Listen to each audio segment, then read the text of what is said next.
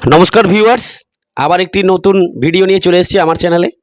আজকের বিষয় হলো রোজ ভ্যালিতে যারা আমানত করেছেন তারা কিভাবে টাকা ফেরত পাবেন। তাই বিস্তারিত জানতে আমার ভিডিওটি পুরো দেখুন এবং সাবস্ক্রাইব করুন। ভালো লাগলে অবশ্যই লাইক শেয়ার করবেন। ধন্যবাদ। তাহলে শুরু করা যাক।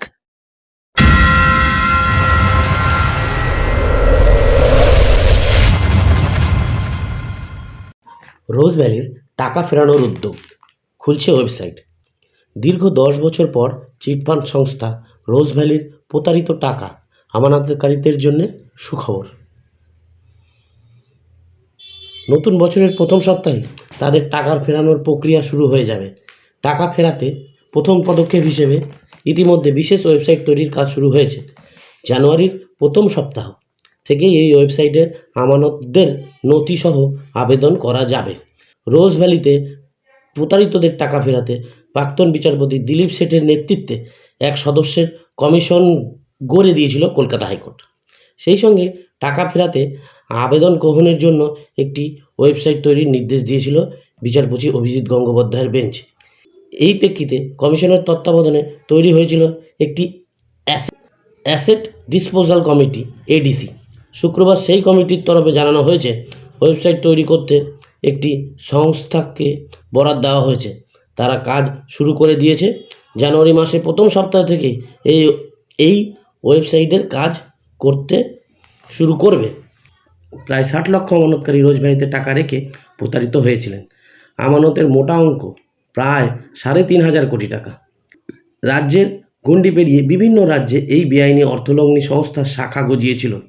তাই অনেকেই রোজ ভ্যালিকে রাজ্যের অন্যতম বড় চিটফান্ড বলে মনে করেন। বর্তমানে রোজ ভ্যালি সম্পত্তি ও চালু কোম্পানিগুলি দেখভাল করছে কমিশনের তত্ত্বাবধানে গঠিত এডিসি। কমিটির সদস্যরা জানিয়েছেন রোজ ভ্যালির বাজেয়াপ্ত সম্পদের পরিমাণ 2100 কোটি টাকা, তার মধ্যে 800 কোটি নগদ। এই অর্থ বর্তমানে ইডির কাছে জমা রয়েছে।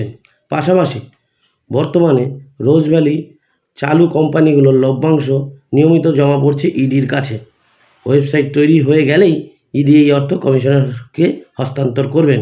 তা থেকেই ধাপে ধাপে আমানতকারীদের টাকা ফেরাতে হবে বলে জানানো হয়েছে।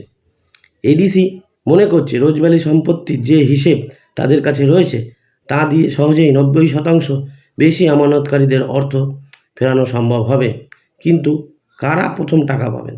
যাদের আমানতের অঙ্ক 5,000-এর মধ্যে তাদের প্রথম অর্থ ফেরত দেওয়া হবে বলে সিদ্ধান্ত নিয়েছে কমিশন। এরপর ধাপে ধাপে বড় অঙ্কের আমানত মেটানো শুরু হবে। প্রতারিত আমানতকারীদের আইনজীবী সুভাষিস চক্রবর্তী ও সুস্মিতা কুমার সিং জানিয়েছেন এই উদ্যোগের ফলে দীর্ঘদিন পর আমানতকারীদের অর্থ ফেরত পাওয়ার পথ প্রশস্ত হলো। ভিউয়ার্স, আপনারাও যদি রোজ ভ্যালির টাকা রেখে থাকেন বা রোজ ভ্যালিতে টাকা আমানত করে থাকেন, অবশ্যই আমার চ্যানেলটিকে সাবস্ক্রাইব করুন, শেয়ার করুন, যাতে আরও লোক জানতে পারে এই রোজ ভ্যালির টাকা ফেরানোর বিষয়। আপনারা সাবস্ক্রাইব করে রাখুন এই কারণেই, যাতে পরবর্তীকালে ওয়েবসাইটটি খুললে সর্বপ্রথম আপনারাই সেই ওয়েবসাইটের খোঁজ পান বা কীভাবে ফিল আপ করবে তার বিস্তারিত ভিডিও আমি আমার ওয়েবসাইটে ছাড়ব। তাই ধন্যবাদ প্রত্যেকটি ভিউয়ার্সকে। অবশ্যই আমার চ্যানেলটিকে সাবস্ক্রাইব করুন পরবর্তী নোটিফিকেশান পেতে।